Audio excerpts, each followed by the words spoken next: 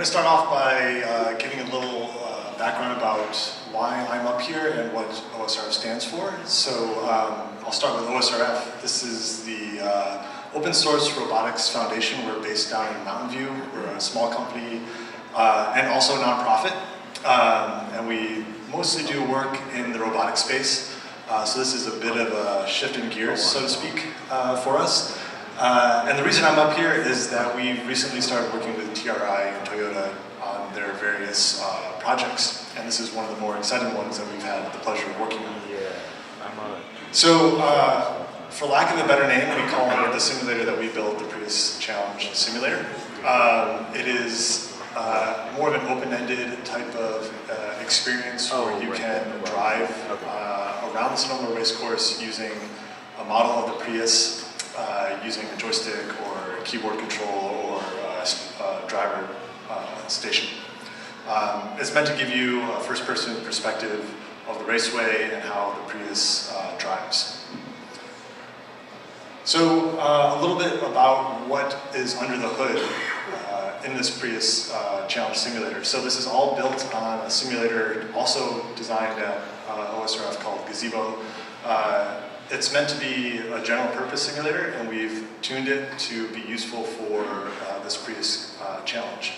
So its purpose is to model complex worlds, complex robots, and all the sensors and interactions that take place. So it's been used to model complex humanoids all the way to swarms of robots and now automotive space.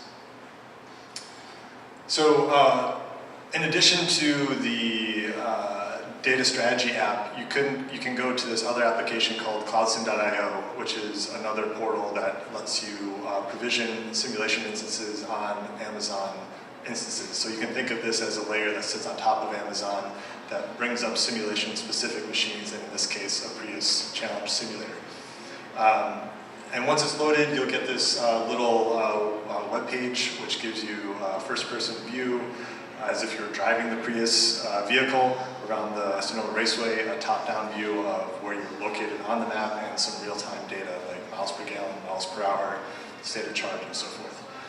There's also a download button on here, so you can download the raw data. And all this is also directly available through the data strategy app. So it's probably a little bit more convenient to focus on the data strategy app and go through that interface to get to this type of simulator. So a little bit of the technical details. Under the hood, we've modeled the Prius vehicle in a number of ways. And this mostly comes from data we collected at the Sonoma Raceway using a CAN logger and doing some specific test runs like a burn down and so forth. So this all gets wrapped up into a mathematical model that encapsulates rolling resistance, aerodynamic drag, the proper torques that are applied to the wheel based on how much the accelerator is pressed and so forth. So a lot of this information and our analysis we're going to make available so that you can both double check us to make sure we're not doing something funky and also for your own benefit.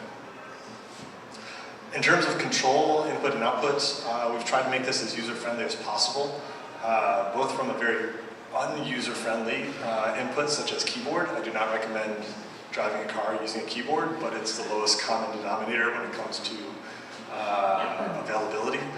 If you have a PS2 or PS3 joystick, you can also plug that into your computer and use that to drive the vehicle. And if you happen to have a driver station, a steering wheel, and gas pedal, you can use that as well. In fact, that's what we have set up in the corner room, so you can practice driving using a steering wheel and gas pedal if you want.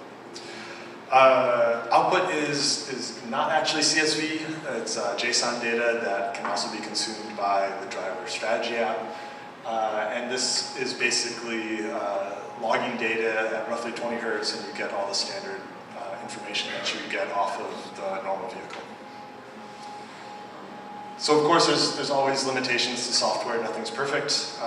We've put in place a few limitations such as you can only spin up one instance of simulation at a time. I'm assuming that you guys can't drive two cars at the same time, so that's probably pretty safe.